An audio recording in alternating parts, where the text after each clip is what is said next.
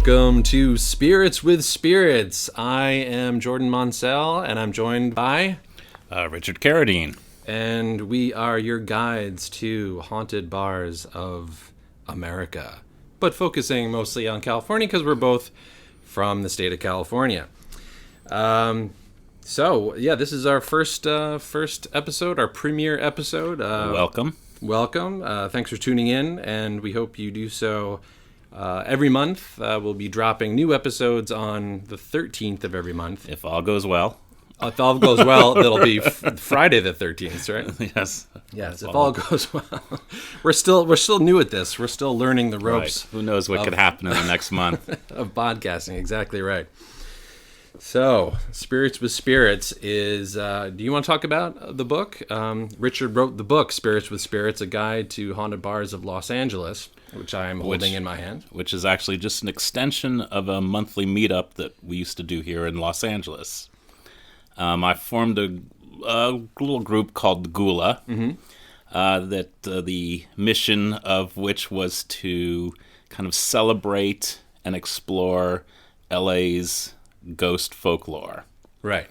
And that's how I met you. Yes. I want to say, was it a Gula themed tour of? It was Gula was for 1 year. Gula did very eccentric, very narrow themed ghost tours. So it was on a very specific subject, and if you were interested in that subject, this was basically the only time you'd ever see a tour on that topic. Right. And we did a tour on every place that is haunted by Rudolph Valentino in Los Angeles. We drove around to the different locations and told the stories. We did a tour of Harry Houdini's, for lack of a better term, ghost busting in Los Angeles. Right. Sort of cases that he tackled in LA. People don't realize, but the only paranormal phenomenon that he claimed he could not explain occurred in downtown Los Angeles. Is that right? And we did a tour that just focused on the ghost stories of Griffith Park, which is, I believe, where we met. Correct, yeah. And that was fascinating because, I had been hiking and tennis in Griffith Park. I think most people go to Griffith Park and they don't think that it certainly doesn't look haunted. 150 years of ghost stories. The oldest ghost stories in Los Angeles are within the boundaries of that park. Very and cool. Certainly some of the most famous. I mean, people don't realize that Peg Entwistle, who jumped off the Hollywood sign is within the grounds of Griffith Park. Correct, yeah. Mm-hmm.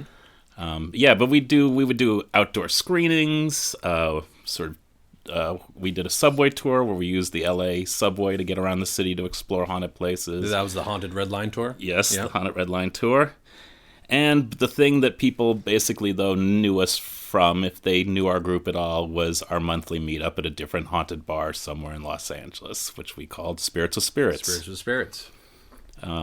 So we would do this thing every month, and the book is an extension of some of our meetups. And this podcast, you could is say, now is an extension of the book, the same idea. And it kind of grew out of me and a couple of friends, and I don't know if I should make it clear, but sure. I myself am not a ghost hunter. Mm-hmm. I don't do that. I don't go and spend the night in haunted places with gadgets and gizmos and try to document or get evidence. I'm more fascinated with the stories and exploring the stories and the histories of these places, and that's my angle on it. And I should just add that even though I have done investigations and I have spent the night in places with Pasadena Paranormal Research Group and one back in Connecticut when I was in college, that's not really what we're doing on this podcast. Right. We're talking about the history of these bars. And the folklore, and the stories that people tell about these places. Yeah, and if we have a couple of drinks and see some ghosts, it's a plus. That's a plus. So it kind of started. Me and a couple of my friends were just sitting around one night, and we were talking about ghosts. And none of us are ghost hunters, but we all, like the subject and like sharing stories. Mm-hmm. And we thought, there should be a club or something for people who don't do that, who don't spend the night and try to document, but people who just like stories. Right. And so we kind of thought, we should form a little little club or a little group. And all right, well, then the next question is, well, where are we going to meet? And then somebody came up with the idea of, let's go meet at a bar. Who doesn't want to hang out at a bar? Exactly. So, then it was a natural thing. Well, then we have to go to a haunted bar. If we're going to talk about ghost stories, let's go to a haunted bar. Yeah. So we started to look around, and we realized that there are so many haunted bars in the city. Wow, that's so surprising. we thought, instead of meeting at a haunted bar every month, let's do a different bar every month. Yeah. Let's explore the city. And so we did that. We did it for 7 years, I think. Every month, on the 13th of the month, different bar somewhere in the Los Angeles area, within the confines of LA County was our rule. But yeah, it was a way to kind of explore the city, explore sort of historic bars that we had never been to, that we'd heard about, and kind of explore the dark histories of these bars that people didn't know about. Mm-hmm. And we found that, to our surprise, that other people were interested in this too. That it wasn't quite a few people, right? Yeah, didn't you have some? It wasn't just me and my two friends, but other people. Right. And I mean, we did have ghost hunters who would come, who were curious about the bars, but we also had historians who would come or people that just like, hey, that sounds cool. I've never been to that bar. There's a guy telling ghost stories. Let's go check it out. Mm-hmm. For a year, there was a married couple that would come every month to our thing, and I asked them, and it turned out that they had no interest in ghosts at all, but they had just moved to LA, and they were kind of using us as a way of exploring the city. Oh, I thought you were going to say, it turns out they were dead, no, yeah. and only I could see them. Right, and they followed me around. Beware of hitchhiking ghosts. Wow. So, yeah, that was kind of where it started. Mm-hmm. Now, kind of hand in hand with that is, as I mentioned, I'm into stories. And so, and anybody who knows me knows this, that anytime I'm in a place, much to the embarrassment of my wife and son, that seems old or could be haunted, I will corner the staff and press them for a ghost story. If it's an old restaurant, if it's an old movie theater, whatever, I kind of start cornering security guards or people who work there and look for the stories. And I found that pretty much every place I went to, there were some exceptions, but pretty much every place I went to, you would get a story. And I found like, wow, this is fascinating. Who knew that my favorite pizza place has a ghost story? Who knew that this movie theater I go to, every week has a ghost story? And I realized that it's kind of this weird, dare I say, secret history of the city. There are these places where the people who work there know the stories. Right. And they all tell the stories, and they all have experience. But if you're not in that circle, you would have no idea that the place was haunted. Huh. And I thought, somebody should be, and we'll be getting to this a little later, somebody should be writing these things down. Because when these places close or something happens, that little sort of folklore, the sort of oral history, disappears. And I just found it fascinating. So part of the mission behind Spirits of Spirits was it was a way of kind of preserving these stories that I had heard from waitresses or bartenders, by posting them online or collecting people and telling them, was to kind of preserve those stories. Yeah, that's what I love about the book, is that it's also it's a history book. It talks about what was going on at the time and who frequented these bars. And I always say that historic places are haunted places and vice versa. It's kind of history and ghost stories go hand in hand. You gotta know the history to kind of understand who and why it's haunted. So that's kind of like what we're going to be doing on this podcast. Then is we are going to be cornering. That sounds really and finding these hidden stories that aren't generally known and sharing them with you. Right. So for this week, I'm going to be talking about a bar that is not in Los Angeles because I do a lot of traveling. And Richard, you're going to talk about a bar that is local to LA. And then hopefully in the coming months we'll be branching out and talking about bars maybe where you live in the city and the states where you are. So do you wanna start? Should I start? Yeah, we're so prepared. Exactly. Hey, it's the first episode. You got. I can start if you want to. Yeah, I want you to. All right, so the bar that I am going to talk about today, and it's not really a bar; it's more of a restaurant, but they do serve alcohol. So you can go there and have a drink with a ghost. Is it's we can back up. Yeah, I was gonna say it's Philippe's or Philippe's, depending on I how think it's Philippe. I've never heard anyone pronounce it Philippe. I have heard people pronounce it Philippe's. So Really? I've always called Philippe's, but that's why I hesitated, because I thought somebody out there is gonna go, no, it's Philippe's. It is a funky spelling, though, if you look at the... It is. There's like a double E at the end. Maybe everyone's saying it wrong, then. We are consulting the book. Oh, no, it's a double P. It's a double P. I think it's Philippe's. Like Ryan... Is it Ryan Philippe? But is it Ryan Philippe? But some people do call him Ryan Philippe. Oh, do they? Yeah, so maybe we have to call him up and get the official... Right. But yeah, it's one of the oldest restaurants in Los Angeles, and certainly if you have never been there or if you've never heard of it, it is definitely worth the trip on its own accord, not because of the ghost stories, but it is one of the true gems of Los Angeles, one of the true institutions of Los Angeles, and every Angelino and every tourist should at least experience it once. And be prepared to stand in line, especially be prepared, if it's in the middle because of summer. It's not a secret, this place. Right. And it's... But even if you haven't heard of it, if you're listening from outside of Los Angeles, I'm sure you've heard of the sandwich that made it famous, right, which is the French dip. The French dip sandwich. It was invented, though we can get into this. There's a little bit of controversy, but it claims to be the home of the French dip, that it invented the French dip.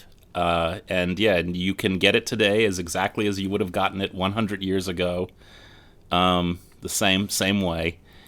Which, for those that don't know the French dip, and I suppose people can just Google it at this point, but it's a sandwich, a roast beef sandwich.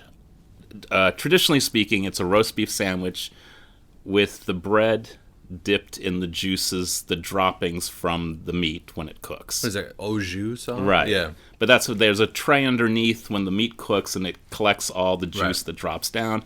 They keep that tray and they dip the bread in the sandwich. And wasn't the story that a local police officer came in and he asked for a roast beef sandwich, and they accidentally dropped the bread, and he's like, just give it to me anyway. I'm starving. Here's where we get the controversy. I don't know why my cop has a New York accent, but especially in L.A. That's right. So a couple of blocks away, there is a bar called Cole's, which is also equally old and historic and one of the oldest restaurants in Los Angeles.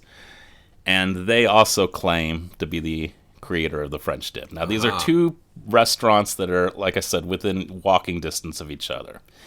And from what I understand, food historians that have tried to track it down can trace it back to the same year. They both appeared on the menus at the same year. So it's still not clear who copied who. It's like Huntington Beach and Redondo Beach both claiming that they invented surfing. Right. So one obviously did it and the other one immediately copied. As to who, now, what's interesting as well is both have different origin stories. And I'm forgetting right now whose is who, but basically one story is that there was a police officer that was had very limited time on his break to grab a sandwich. And he was in such a hurry that he rattled the girl behind the counter, and she accidentally dropped the bread into this tray of juice and made it all soggy. And he said, I don't have time for you to make another sandwich, just give me the wet sandwich. And he came back the next day, said it was so good, can you please dip the bread in the same juice? And ever since then, they've been serving it that way. And he had to rattle her every time. Right, to get the same result. The other story is that a guy came in with a toothache, and he couldn't eat the bread, so he asked if they would dip it in the thing to make the bread soggy. Interesting. And I hadn't heard that one. After he got better, the claim is that he liked it so good that he continued to eat it that way even though his tooth didn't hurt. Now, I've talked to people in the restaurant industry, and they said one of the benefits of the French dip sandwich, which is probably the real origin to this, is it's a way of recycling stale bread. Ah, okay. So when bread goes bad, you dip it in the juice, put some roast beef on it, and you can serve it to the customers with no complaints. That makes sense. So I'll buy that. That is probably the real story. Now, it's interesting to note Coles, which, like I said, is equally historic and equally worth a visit. And you can decide for yourself which French dip you like better, because Coles, as well, to this day, still serves their version of the French dip. Another reason that this project kind of got started was, like I said earlier, I love ghost stories, and whenever I go somewhere, I ask for ghost stories. And I was in Kohl's having lunch one day, and I cornered the bartender and asked him for ghost stories. And he told me, and I'm talking like, I was in high school or college. I mean, it was just there for lunch. And I started asking him these questions, and I got story after story, and they were great stories. And years go by, because I didn't think to write them down. I was just doing it for my entertainment. Right. Years pass, and now I'm with a couple of friends, and we're thinking about, hey, let's meet up at a different bar or haunted bar. Like, do we know of any haunted bars? And I thought off Kohl's. Like, I know Kohl's is haunted because I remember going there and asking about it. Unfortunately, I couldn't remember the stories because I didn't write them down. So I went back to Kohl's and had discovered that it had been so much time had passed that not only was that bartender probably no longer living, he certainly wasn't working there anymore, but none of the original staff was there anymore, and even the owners were different. Yeah. And those that live in Los Angeles are probably ahead of me at this point. Kohl's very famously was bought by a group that came in, completely restored it, revamped it, and now it's a very trendy, it used to be a dive bar in downtown, now it's a very trendy hangout with very young clientele and young wait staff. It's a millennial bar. Right. Yeah.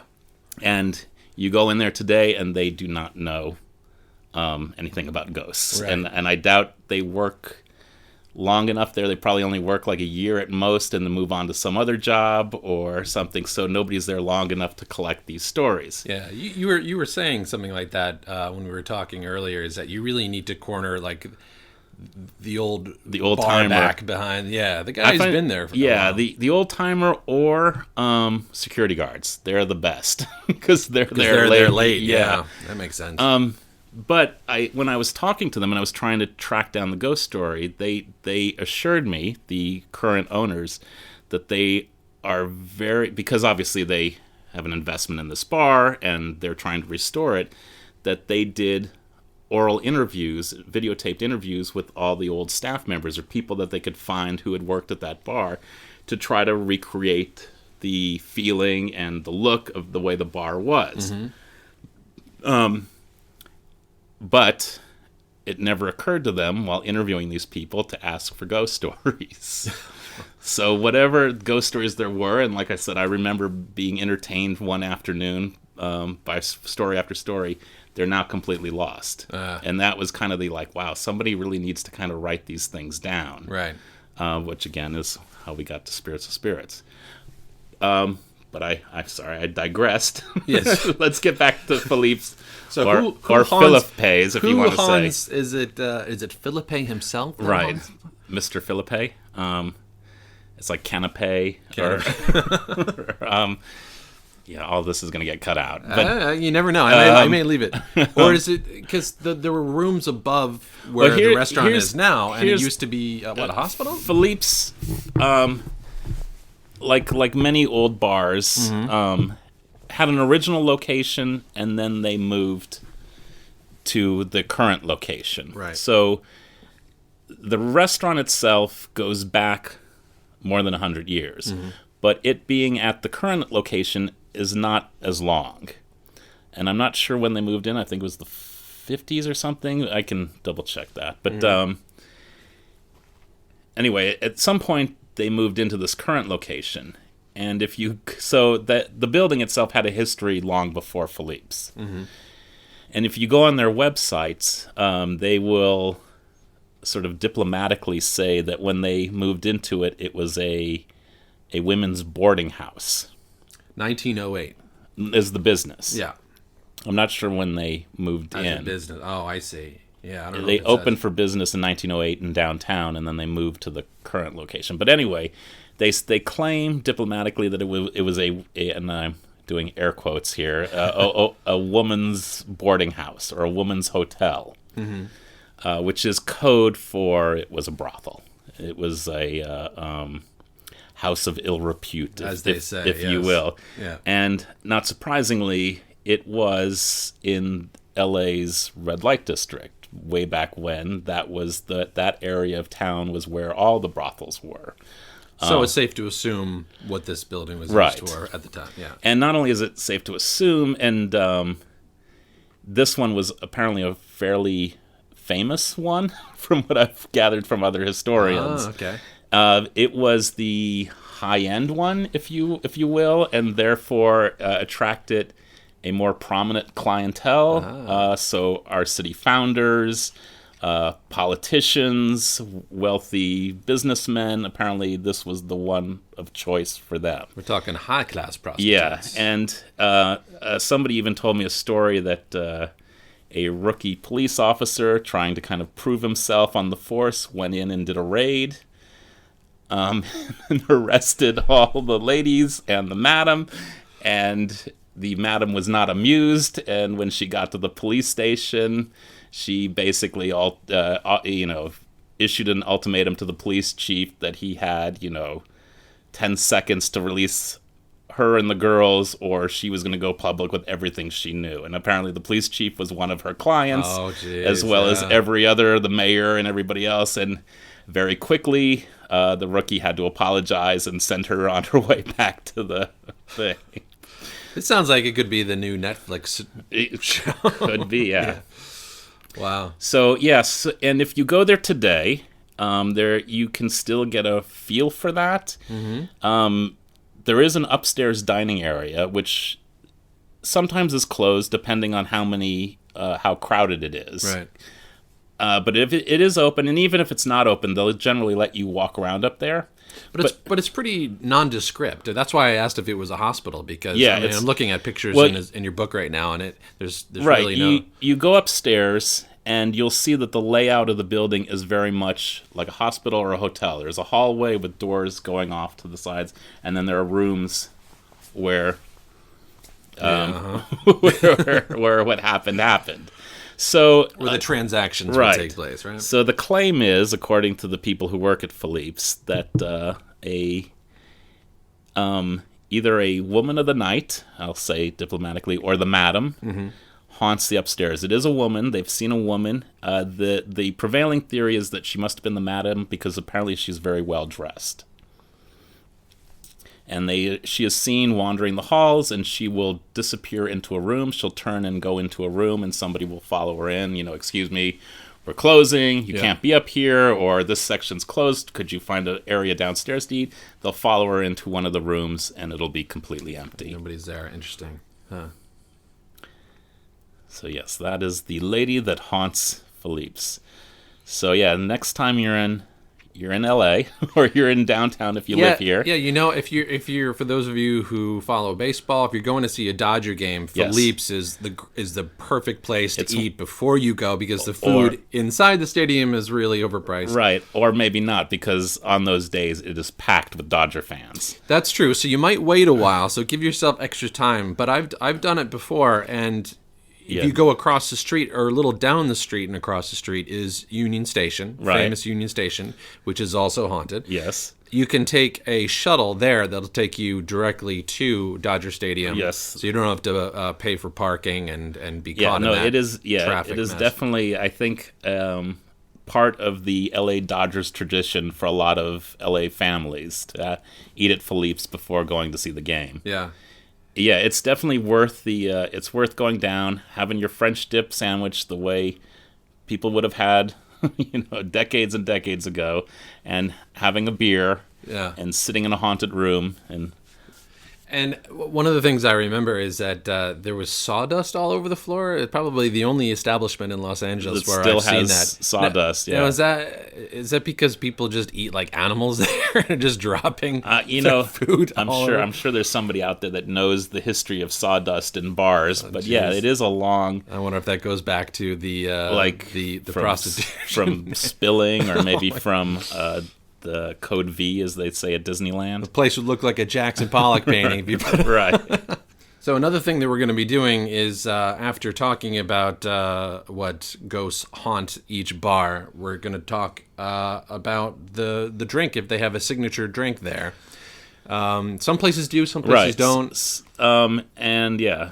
You have 2 recipes, though, in the back of this. Yeah, in my book, just for fun, because in case you haven't figured it out, I like to have fun with this history and the ghost lore. So we're not, our group was not a serious group. It was more of a lighthearted, let's explore these things and kind of have fun with them. Right. Let's go have a drink in a haunted bar. So yeah, we, in the book, came up with sort of drinks inspired by the haunted location. So these aren't drinks that you would find at the bar, but drinks that are inspired by the spirit of the bar, as it were. But I like the name of this one, French Dip Lady. So for those of you at home that want to try this drink, it's 40% gin, 40% dark rum, 10% grenadine, 10% lime juice, and then combine the ingredients and add 2 drops of red food coloring, serve over ice, and sprinkle powdered sugar on top. I like that. So not sawdust, but No, yeah. powdered sugar. I'm surprised that this wasn't made from drippings. Yeah, That does sound good, though. Yeah, and I always feel that drinks are kind of an individual thing. When you're mixing a drink, you make it to your preferences. Sure, yeah. So that's why there aren't ounces listed. It's more percentages. So Yeah. So the idea is, if you like gin more than you like rum, maybe you want to put a little more gin in than rum, or whatever. Yeah, and if you really want So to see these- some yeah. ghosts, you go 80% dark rum. I give you kind of the rough ratios, and you can kind of make the drink to your preference. Right. So yeah, that's Philippe's. That's Philippe's. One of our oldest and most treasured restaurants here in the city, and also one of the most haunted restaurants here in our city. Now, if people wanted to, say, go to both Philippe's and Cole's, aren't they only a couple miles apart? It's definitely walkable, but it's a long walk. Right. I would definitely recommend either taking the mass transit or taking your car. Or Uber, I guess, to the other one. And yeah, you could do your own experiment of comparing which French dip you like better. Yeah. But yeah. All right. So I was on the road a lot in the months of November, December. Yeah. I'm very as one who loves ghost stories, I'm very curious what you have brought for us tonight. So I was back and forth between LA and San Francisco. And I was working up there at a Christmas festival, which was a lot of fun. It's been going on for the last 50 years. And San Francisco does have a lot of haunted bars. When you do a search, there's quite a few that come up. But I wasn't spending that much time in the city. The festival was in Daly City, and I was staying in Berkeley in the East Bay. So I did find a supposedly haunted bar in Alameda. God. we need to get Your guess is as good as mine, folks. Pronunciations next month. I'm sure we'll get comments on our Right. page from people that are from, like, it's Philippe's. And so Alameda, if you're familiar with the area, it's just south of Oakland. It's in the East Bay of San Francisco, but it's just south of Oakland and along the water there. And this bar, the 1400 Bar and Grill, is very close to another haunted location, the USS Hornet. Okay. Aircraft carrier, Right. which is supposedly haunted by Famously haunted. I think it's appeared on many ghost hunting shows. 50 plus. Yeah, exactly. So So building, is it within view? Can you step out of the bar and look across maybe the vista and see. If you got up to the roof of the building, you probably could. I think it was at least 3 stories tall. Oh wow! Okay. And like Philippe's, the bar eating establishment is on the first floor, and then they have apartments on the second and third. Living areas. Yeah, a woman's hotel. Possibly. Well, it was a hotel. So the history is that it was built in 1879. And for those of you listening, that's really old for California in general. I mean, I know, what did we say? 1903 was 1908. Yeah. 1908. California gets a bad rap from the rest of the country in terms of history, because people feel that their states, especially eastern states, have a longer, more glorious history. Yeah. And I would argue that California has just as long and storied a history as any of those states. Now, the problem lies in physical locations. Well, we generally associate history with, how do I put this? European settlement. Mm-hmm. So we don't count Spanish occupation. Well, I do count the Spanish missions for. So we do have buildings going back to the 1700s here in California, and we'd certainly have a lot of history and violence and wars that go back that far as well. Mm-hmm. So yeah, I think it's not a fair assumption to say, but yeah, given to your point, 1800s is old for California, but I don't think so much because of our history. I think we have a tendency to tear down and build new. Right. So every so many decades, we kind of destroy our past and reinvent ourselves. Well, I should specify what I meant was buildings that are still around from that time period. Right. Right. Like a friend of mine on the East Coast just bought a house that dates back to the 1600s. Right. Right. So it was occupied during the French and Indian War. We don't really have a lot of buildings that date back too far, and especially in San Francisco, a lot of buildings didn't survive the quake of 19... which is to my point. Yeah, they're either torn down or destroyed in some aspect. Right. We also have a lot of fires and a lot of yeah. in addition to earthquakes. So we do lose and rebuild a lot. So yeah, it is rare to have an old building, but it doesn't mean that people weren't living here in the 1600s. So it's kind of my point. Oh no, yeah, no, I wasn't saying that either. But I do think that Californians, and rightly so, are proud of their history and their heritage. And if you have a diner that dates back to 1945, you might even see a historic marker on the side of it. So this building, where the 1400 Bar and Grill opened in 2011, was built in 1879. And then the businessman J.G. Kroll bought the struggling business in 1883. And so it was a hotel, and to this day, people live in the second and third floor. So according to websites on ghostly locations, a man dressed in period uniform has been seen here, accompanied by cold spots, and footsteps and other unexplained noises are also heard here. So I went in for lunch. So you did like a Google search of what's haunted in my area. I did. And this looked the most appealing. It did. Well, the menu looked appealing. Okay. Yeah, the food looked good, and it was. So food first, ghost second. Oh yeah. Yeah. Equal. Okay. I took some pictures. You can see the ceiling is absolutely beautiful. I mean, I think it's the original ceiling of when it was a hotel. Right. And then the owner, whose name is Yanni, not to be confused with the jazz right. What's that instrument? I don't know. Or clarinet. The jazz clarinet. Isn't it the jazz clarinet? This guy looks nothing like Yanni. Okay. Same name. Or the Yanni Laurel controversy. Yes, exactly. He's not connected. Yeah. So he pointed out what areas had been added on. So you got a tour. I got a little bit of a tour. Yeah. Right, he showed me. I won't play that part of the interview because it's a little boring, and it's also visual. And so for those of you listening, it wouldn't be rather interesting. But he showed me pictures on the wall of what was called the West Coast Coney Island, which was a big amusement park, Okay. right down there by the water, near where Not the Hornet is. the Sutro baths. No, but Okay. near there. Okay. Near there. And so yeah, I think that was torn down in the 30s or so. But he showed me, and in that photo, he actually pointed out Where the the hotel, hotel. which is now the bar.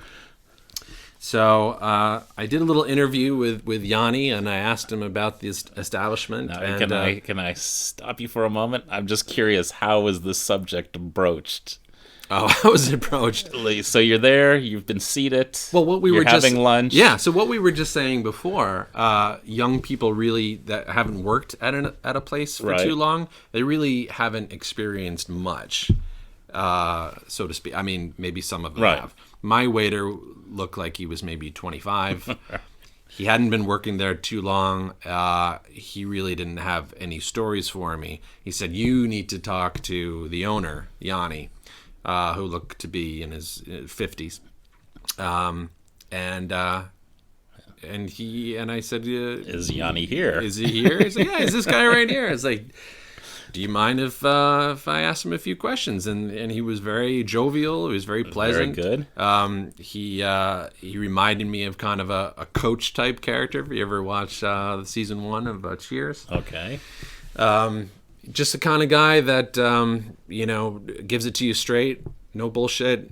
There was a lot of people sitting at the bar that knew him by name, and he came over and we had a nice little chat. So I'll play that for you right now.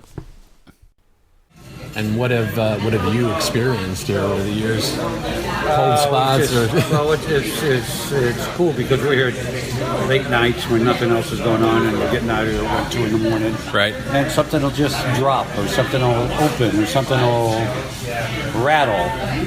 Huh. And, it's been cool. We had that one TV show come, the one that does Ghost Hunters? Ghost Hunters. Yeah. And they did not find enough evidence, although Okay. they were intrigued originally. Right. Didn't find enough things, actual things going on, which is understandable. It doesn't They're only there one night, doesn't bother me either way. But Sure, yeah. sure. And you know what you... There's certainly things that we hear and see. We had a great dishwasher here for years, Yeah. and he passed away. He got shot and killed or something. A lot of times we just blame it on him, something falling or crashing, because he used to break a lot of shit when he worked for us. How long ago did that happen? Was it... Only 4 or 5 years ago. Is that right? Yeah. Anyway. Yeah, but we see things, but it's nothing scary. Yeah. It's almost a comfort. You don't feel threatening. There's No. It's kind of a comforting thing. It's no knives are being hurled across the room. No. Just show up somewhere they weren't before, and things fall for no apparent reason. Interesting. But it's just the building's got a great history. I was born and raised in the town, so I remember it from when I was a little kid. So that was Yanni, and he goes on to point out some old black and white photos of the amusement park in the other room. Obviously, I could put those photos up on the Facebook page if you want to see them. Yeah. Can I? Because I haven't been there, obviously. What does it look like today? Yeah, it looked like The neighborhood that this bar sits in. Yeah, Alameda has a lot of beautiful homes that date back to that time period that I guess survived the quake. So they look like now it's 2019. So yeah, I would say these homes are at least 100 years old. But is it still affluent? Is it still wealthy, or is the neighborhood changed in its complexion? It seemed it came across as rather blue collar. Okay. I know that parts of Oakland are becoming gentrified. Right. It didn't seem as affluent as some neighborhoods in Berkeley. So it's kind of a relic of the past, kind of the building and the neighborhood and the homes and the... Yeah. Interesting. Yeah. Yeah, and I have to mention 13 tenants. You said there are 13 tenants in the building. Hey, that seems... It's unlucky for only to some people, I guess. That's bizarrely coincidental. Well, I thought it was interesting, though, that when you read about this place online, it talks about this ghost of a man dressed in period uniform, and the fact that it dates back to 1879, and yet he thinks it might be this man that worked for them that was killed 4 or 5 years ago. Yeah. I didn't want to push him on that. It seemed like it might be a personal thing. Sorry, I was just having a drink here. Yeah, that's all right. Hey, that's right. We're drinking for those of you. Yeah, it's the spirits with spirits. So we're having a drink. Yeah, I find that that's kind of a weird common thing with haunted bars, and maybe it's because of the turnover of the employees. Mm-hmm. But you can go to a bar, and I don't know if I should reference a specific bar in telling this to illustrate it, or we should save it for a future episode. Up to you. But like, for example, and I can think of like a half a dozen of these right off the top of my head. But for example, I mean, just locally here. Right. The Viper Room in West Hollywood. Yeah. Well known to be haunted, long considered haunted. And if you ask anybody, they will tell you it's haunted by River Phoenix. Exactly. Yeah. Who died on the sidewalk in front of the bar. He apparently was leaving the establishment and died right there on the steps of the entrance. Even though the building itself probably has a longer history the building, of the people building, dying there. The building, first of all, this could be explored in another episode. But West Hollywood, specifically the Sunset Strip, which is where the Viper Room was up until fairly recently. I mean, we're talking, I think, and somebody can correct me, but the 70s or 80s was unincorporated land. It wasn't part of LA County. It was its own little island unto itself. Like Burbank? Basically, yeah. No, Burbank is its own city. It's its own city. No, this was no city. It was unincorporated. So, and I think Malibu used to be like that as well up until very recently. And as a result, back in the 20s, when you had Prohibition, that's where all the bars were built, because the police force could only go up to a line, basically, and they couldn't cross it. Because they didn't have jurisdiction on the other side of the line. It was the county sheriff's jurisdiction, and to get the county sheriff to come out was a big deal. So and I guess they were easily bribed back then, the county sheriff. So all the abortion clinics, all the brothels, all the bars were all concentrated in the Sunset Strip area. So these buildings go back to the 1920s, and a lot of gangland murders occurred on those streets because different gangs operated different bars and whatnot. So anyways, yeah, the Viper Room has a long history. It's been probably a bar going back that long. And, I mean, again, I have, for many years, have been probing bartenders, so to speak, for ghost stories. That sounds X-rated. Yeah, I know. I guess and you go back before River Phoenix, and you get the same stories about the same haunted bathroom and the same things moving, except for they attribute it to Jim Morrison. Because Jim Morrison regularly hung out at that bar. Yeah. And so, yeah, you find that people will attribute something to something a few years back, but if you have gone back before then and asked, it's the same phenomenon, same ghost stories, but now they've attributed it to something earlier that happened. And it just seems like it kind of changes. And again, maybe it's because of turnover of... It could be turnover, but do you think it's also maybe a sort of comfort that, you know, if strange things are happening, they want to attribute it to someone that they cared about, someone that they knew in life, and they want to know that that maybe that person is watching over them. Why they're moving glasses, I don't know, but that they're still around, that they're... Yeah, I mean, he said it. Yanni says in the interview that it's didn't say it was a peaceful feeling, but he said it was kind of reassuring, knowing that if it is that man, he's still around. Possibly, yeah. I'm not hurling knives, but just it's just I'm just bringing it up because it is a curious thing that I have discovered in researching bar ghost stories. Right. That I've done it long enough that when I circle back to a bar, I'll get the same stories, but it's attributed to somebody different. That is interesting, yeah. And like I said, I can think of a handful. There's and we'll probably do it in a future episode. There's a bar in Hollywood that has a band, and they've had a band, basically a house band, different incarnations going back decades. But there's always been this band that plays, and players get rotated out as time goes on. And there's a ghostly guitar player, and people will always attribute it to a different guitar player. Yeah. I visited 20 years ago, and they said it's so and so who died Right. 5 years ago, and then you visit it, 10 years ago, and they'll say it's so and so who died 2 years ago. It's like, no, it's Jimi Hendrix. And yeah, and like if you go there today, they'll attribute it to a guitar player who died, like a couple of years ago. Yeah. And I've been going there for 20-something years, so I know that it's not the guy that died 2 years ago. Right. But it is kind of a curious phenomenon with bars where they do. The story is the same. It's the identity of the ghost that kind of changes through time. Right.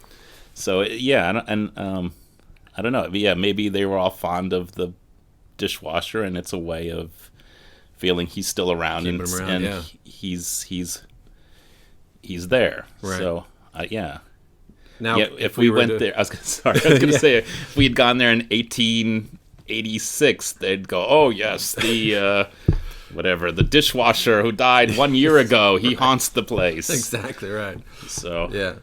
That was the deckhand of the old, right, yeah. So the old but full-masted ship out there in the. it is Yeah. I don't know. It's a strange sort of side aspect of these ghosts that. Yeah. Now, if we were to compare the two, Philippe's and 1400 Bar and Grill, it sounds to me like the activity at the 1400 is poltergeist activity, that things are actually being moved, whereas the phenomenon at Philippe's is just Now, people seeing an apparition of a woman or right. feeling Though her presence. You said that, discounting this the owner for a moment, that people have seen something at the 1400 Grill. They've seen a man in a. That just came from from several different websites. Okay. I know, so you got to take that with a grain of salt. The owner, who again has been there since 2011, said nothing about. So it could have been previous apparitions, owners right. or previous. All he talked employees. about was things, objects moving, and just an overall. Which and I gotta say, and this will probably become apparent if you continue listening month after month, whoever's out there.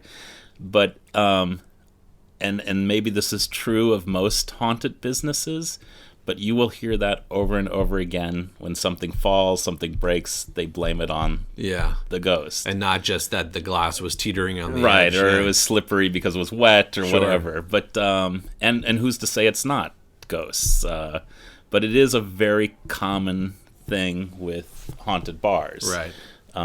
That it's a former employee there keeping an eye, or it's usually suggested as a way of showing their disapproval of something, like Right. they feel somebody's not doing their job properly, or they need to kind of be more alert or something, and so they do these things to kind of goose the person to get snapped back to it, or to show that they need, Yeah.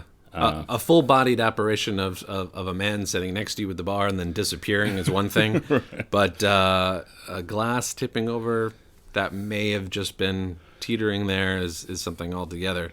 Of course, I'm not disputing what he told me. And we again, I feel weird in this first episode of bringing up other bars that we're not talking about, but I mean, there are bars that I've talked to security guards that say they'll see a glass rise off the bar and float, which is obviously not somebody accidentally dropping it or something like that. Right. So yeah, it's a very common bar thing. But yeah, getting back to your original point of commonality, which I think would be an interesting thing to explore throughout this. Is there a typical bar ghost? Mm-hmm. Or typical kinds of bar ghosts? Like, do you generally find this or that? Right. Because like I said, I have heard this over and over again with bars of blaming the resident ghost for things that go wrong. So that's I think one we should chalk up as being a kind of a common bar thing. Well, my waiter, the young man, I should add, did tell me that he doesn't like being there at night, being the last person to lock up and close up, and mentioned especially the basement area. Do tell. Yeah. Wait, what? Yeah. How is it just now you brought up the basement? What? He didn't elaborate. He didn't elaborate. There's a on creepy that. basement in this bar. Just an overall creepy feel. But I mean that's another thing to maybe compare or contrast between the different bars is that you'd think if you were to haunt a bar, you'd want to be where the people are. You'd want to be where the alcohol is. Who's haunting these basements? Well, Unless maybe that's where they died. And this is the problem with talking about ghosts in general, because who knows why they do what they do, if they do. I need to know the rules, damn it. Exactly. So, I mean, this could be somebody who worked in the basement, Exactly. or somebody who didn't like people, and that's Right. why he's down there. Right. And full disclosure here, because I'm sure somebody will bring this up, that there have been certain experiments and things with infrasound, which is basically noise that bounces around, and it causes apparently feelings of dread. Yeah. And where you find infrasound is in basements and big spaces that have hard surfaces, Yeah. like the cement walls of a basement. And so feeling uneasy in a basement may have nothing to do Correctly, with the presence, Yeah. and might have something to do with sound waves reacting to your brain in a certain way. But who's to say? Who's to It's say? not ghosts down there. Well, that's all for today's episode. We're almost at the top of the hour. So you want to tell people where they can order your book, Spirits with Spirits? Amazon. Amazon. So they're on Amazon. Or you can go to my website, gula.org, which is GHOULA.org. And you can order them there as well. And you can check out our Spirits with Spirits podcast on Facebook. And thanks for listening. Make sure you subscribe to our podcast on iTunes so you never miss an episode. And join us again next month as we discuss 2 more haunted bars, hopefully dropping on the 13th of every month. I also want to thank Alexander Taylor for doing our awesome intro music, the 1400 Bar and Grill in Alameda. I'm sorry, did he ever explain why it's called the 1400 Bar and Grill? That's the address. That's okay. All right. Mystery Definitely solved. doesn't date back to 1400. Yes. And a shout out again to Philippe's Or Philippe. or Philippe.